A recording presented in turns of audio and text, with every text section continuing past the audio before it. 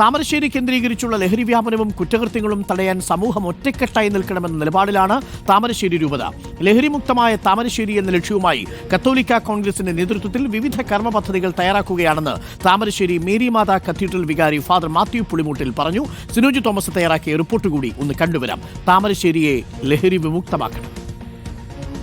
താമരശ്ശേരി മേഖലയിലെ വിവിധ ക്ലബ്ബുകളും സന്നദ്ധ സംഘടനകളും രാഷ്ട്രീയ പാർട്ടികളും മതവിഭാഗങ്ങളും ലഹരിക്കെതിരെ ഒരു കൂട്ടായ പ്രവർത്തനമായി മുന്നോട്ട് പോവുകയാണ്. അവർക്ക് ചെയ്യാൻ പറ്റുന്ന രീതിയിലുള്ള മുന്നേറ്റങ്ങൾ നടത്തുന്നുണ്ട്.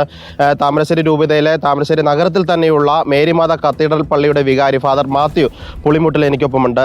അറിയാമല്ലോ സമീപകാലത്തെ കാര്യങ്ങളൊക്കെ താമരശ്ശേരിയിലെ ഈ താമരശ്ശേരി നഗരത്തിൽ തന്നെയാണ് നമ്മുടെ രൂപത ആസ്ഥാനമുള്ളത്. എന്ത് ഇനീഷ്യേറ്റീവാണ് നമ്മൾ ഈ വിഷയത്തിൽ എടുക്കുന്നത്? നമുക്കറിയാമല്ലോ, ഇതിപ്പോൾ ഈ സമൂഹത്തെ സംബന്ധിച്ചിടത്തോളം ഏറ്റവും വലിയൊരു ഗുരുതരമായിട്ടുള്ള ഒരു ഭവിഷ്യത്തിന് മുമ്പിൽ നമ്മളെല്ലാവരും നിൽക്കുക. അപ്പോൾ അതിന് കൂട്ടായ ഒരു പ്രയത്നം എല്ലാ തലത്തിലും ഞങ്ങൾ സ്വീകരിക്കുന്നുണ്ട്. ഇപ്പോൾ ഈ അടുത്ത ദിവസങ്ങളിൽ ഈ താമരശ്ശേരിയുടെ വിവിധ അടുത്ത അയൽവാസ സ്ഥലങ്ങളിലെ അടിവാരം, ഈങ്ങാപ്പുഴ, പിന്നെ ഇവിടെ തന്നെ ഈ അടുത്ത സമീപ പ്രദേശത്തിൽ ഒക്കെ നടന്നിട്ടുള്ള ഈ ലഹരിയുമായിട്ട് ബന്ധപ്പെട്ടുള്ള സംഭവവികാസങ്ങളെക്കുറിച്ച് നമ്മൾ ചിന്തിക്കുമ്പോൾ നമ്മുടെ ഇന്നത്തെ സമൂഹത്തിൻ്റെ പോക്ക് അല്ല അതിൻ്റെ സ്ഥിതി എന്താണെന്നുള്ളതിനെക്കുറിച്ച് നമുക്കൊന്ന് വിലയിരുത്തിയേ മതിയാവുകയുള്ളൂ. ഒരു വലിയ വിപത്തിൻ്റെ മുമ്പിലാണ് നമ്മളെല്ലാവരും നിൽക്കുക. ഇതിനാരും ഉത്തരവാദി, എന്ത് ഉത്തരവാദി എന്നതിനെക്കുറിച്ചൊക്കെ നമ്മൾ ചോദിക്കാൻ പറയുകയൊക്കെ ചെയ്യുകയാണെങ്കിൽ നമുക്കറിയാം ഇതിന് കൂട്ടായ ഒരു പ്രയത്നം തന്നെ ആവശ്യമാണ്. ഇപ്പോഴത്തെ യുവതലമുറ അതിനകത്ത് കൂടുതലും പെട്ടുകിടക്കുന്നത് അവരാണ്. നമുക്കറിയാം ക്യാമ്പസുകളിലെ ചരിത്രങ്ങളൊക്കെ ഈ കഴിഞ്ഞ ആഴ്ചകളിൽ ഒക്കെ നമ്മൾ വായിക്കുന്നു, ചുറ്റുപാടുകളിലെ കാര്യങ്ങൾ വായിക്കുന്നു. കോടിക്കണക്കിന് രൂപയുടെ ഈ ലഹരി ഒക്കെ ഇങ്ങനെ വന്നുകൊണ്ടിരിക്കുന്നു. ഇതെല്ലാം ഉപയോഗപ്പെടുത്തുന്നത് കൂടുതലും ഈ തെക്ക് ഭാഗത്തുള്ള ഈ കേരളത്തിലേക്കാണ്. പിന്നെ മറ്റുള്ള സ്ഥലങ്ങളിൽ നിന്ന് വരുന്ന ജോലിക്കാർ വരുന്നവരടുത്തൊന്നും ഒക്കെയുള്ള എത്രയോ സംഭവങ്ങളാണ് കഴിഞ്ഞ ദിവസങ്ങളൊക്കെ ട്രെയിനിൽ നിന്ന് പിടിച്ചതും ഒക്കെ ഉള്ളതായിട്ട്. താമരശ്ശേരി രൂപത എന്തെങ്കിലും പ്രൊജക്റ്റ് ഇതുമായി ബന്ധപ്പെട്ട് പ്ലാൻ ചെയ്യുന്നുണ്ടോ? ഉണ്ട്.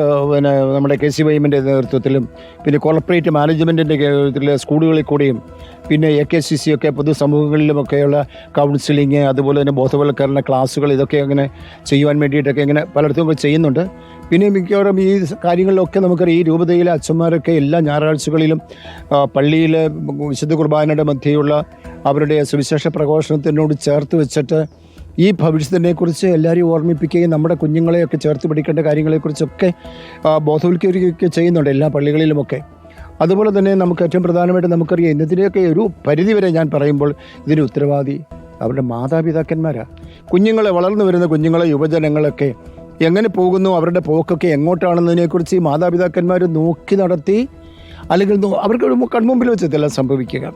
അവരുടെ ഈ പോരായ്മകളും പോക്കുകളും കാര്യങ്ങളൊക്കെ കാണുമ്പോൾ എന്ത് പറ്റി ഇവർക്കെന്നുള്ളതിനെക്കുറിച്ച് ചിന്തിച്ച് ആ കുഞ്ഞുങ്ങളെയൊക്കെ നേരെ വഴിക്ക് തിരിക്കണ്ടേ.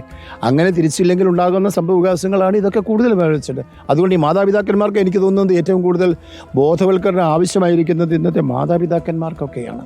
തീർച്ചയായും ഇതിൻ്റെ ഉത്തരവാദി ആരെന്ന് അന്വേഷിച്ച് പോകുന്നതിന് പകരം എല്ലാവരും കൂട്ടായ ഉത്തരവാദിത്തം ഏറ്റെടുത്ത് ഇതിനെ ചെറുക്കണം, തടഞ്ഞു നിർത്തണമെന്നാണ് താമരശ്ശേരി രൂപത പറയുന്നത്. ബോധവൽക്കരണം ഉൾപ്പെടെ താമരശ്ശേരി രൂപത നേതൃത്വം നടത്താനും പോവുകയാണ്. താമരശ്ശേരി യഥാർത്ഥത്തിൽ ഒരു ഗേറ്റ് വേ ഓഫ് ഡ്രഗ്സ് ആയി മാറരുത് എന്നുള്ളതുകൊണ്ടാണ് റിപ്പോർട്ടർ TV താമരശ്ശേരിയിലെ മനുഷ്യർക്കൊപ്പം നിന്നുകൊണ്ട് ഈ റിപ്പോർട്ടുകൾ തയ്യാറാക്കിക്കൊണ്ടിരിക്കുന്നത്.